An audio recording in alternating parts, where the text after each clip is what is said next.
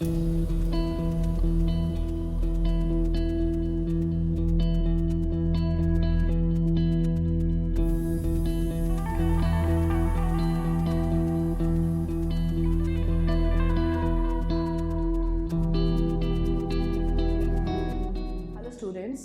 is Somya Sharma and I'm working as an assistant professor of journalism and mass communication in Department of Media Studies and Humanities at Manav Rachna International Institute of Research and Studies.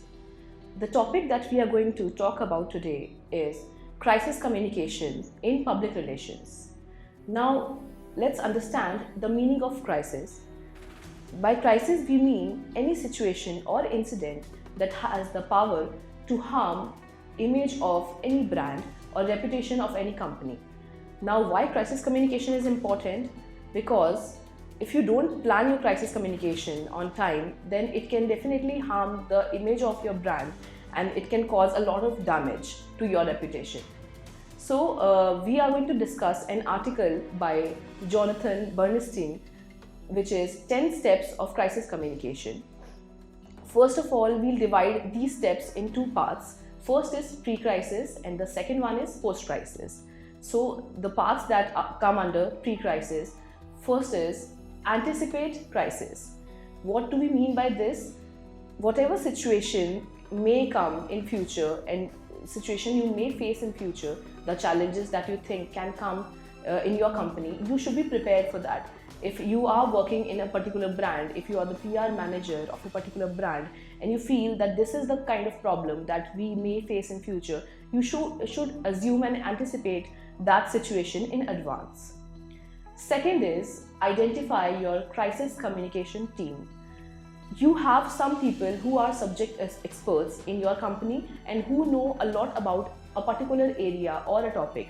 So you have to identify those people who can become your crisis communication team and you should train them. You should start training them. This is the second part. The third part is identify and train spokesperson. Now, when we talk about PR or crisis communications, spokesperson play a very important role in this. Why? Because they are the persons who are going to represent your company or your brand in front of the public and the media as well. So it's very important to identify who your spokesperson is or who can become your spokesperson. Maybe there's a person who is at a very higher post in your organization, but that person doesn't feel comfortable in facing the media or the public. So obviously that is not the right candidate to become a spokesperson.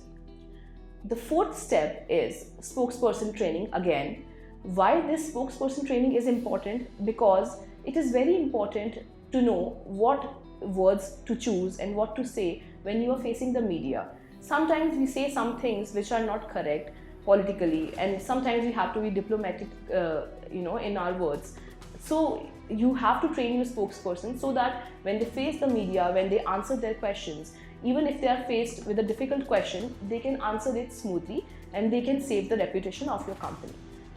Next part is establish notification and monitoring systems. Now, what do we mean by establishing notification and monitoring system? Is that whatever brand you are working for, whatever company you're working in, it's very important to set up few social media accounts, few systems through which you can monitor what is happening.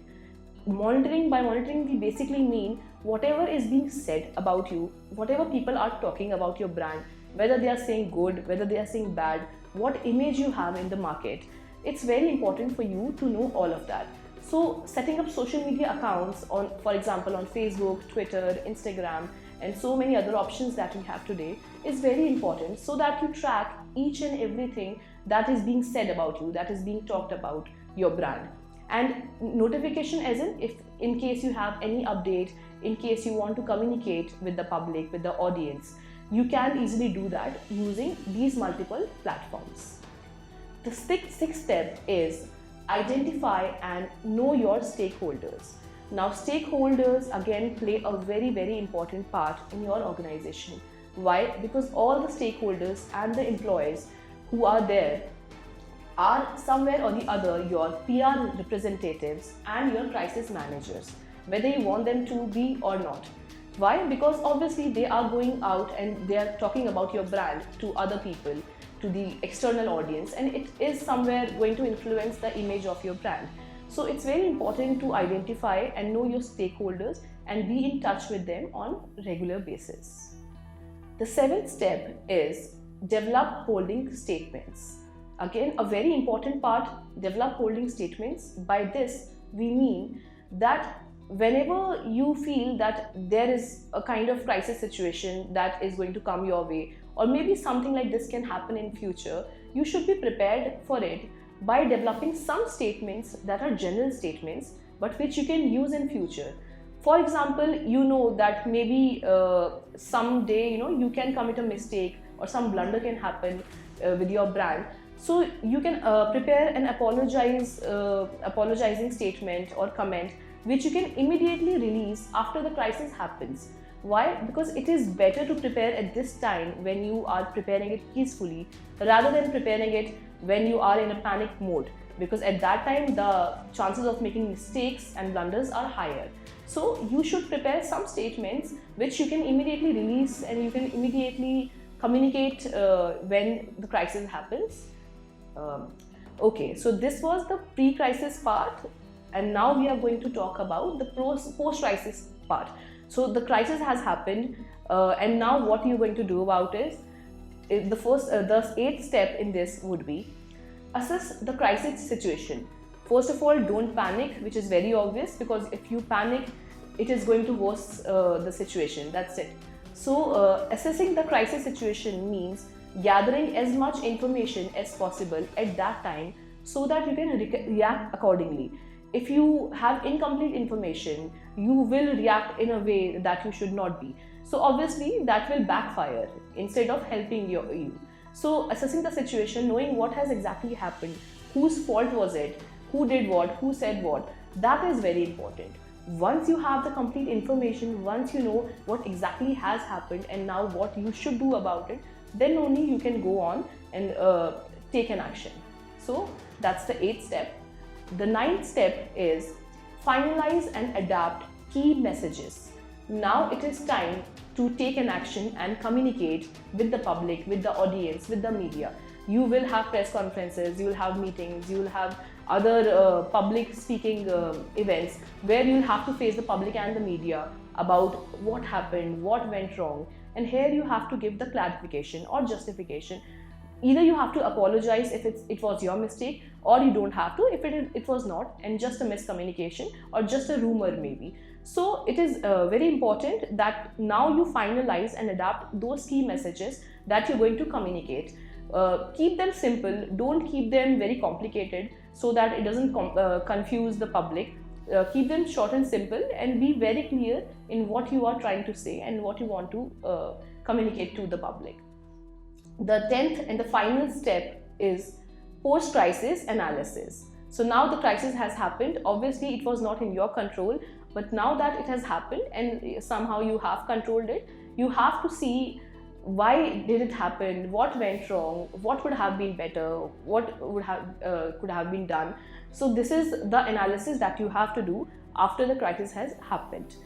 Many people do this mistake of thinking that it cannot happen to us, which is very wrong. No matter how big your brand is, no matter how popular you are, no matter what image you have in the market, crisis can happen to you, crisis can happen to anyone at any point of time. So thinking that this cannot happen to us, we are so prepared, our work is so efficient, is completely wrong, because obviously in case that happens, then if you're not prepared, it will be problematic situation for you. So thinking this should be avoided and you should prepare for it. Many brands many big brands like Maggi, Nestle, Cadbury, Air India, have faced crisis. Almost every big brand that we know have faced some kind of crisis at some point or the other, and they have faced it beautifully and they have come out of it, taking care that their image or reputation doesn't get spoiled in front of the public permanently. So yes, if you are studying public relations, if you are doing mass communication, journalism, you have to study this crisis communication. Why? Because it's very essential, and without this area of study will be incomplete. This can also be a very good career option in case you are interested in this field of public relations And in case you feel that you have those skills of communicating with the public and you can easily handle situations, you can come up with good ideas and solutions, you can definitely go. It's a very challenging field, but it's a very interesting field as well. So in case you have any queries, any doubts, you can write to me. My email address is somya, somya.fmeh@mriu.edu.in. Thank you so much.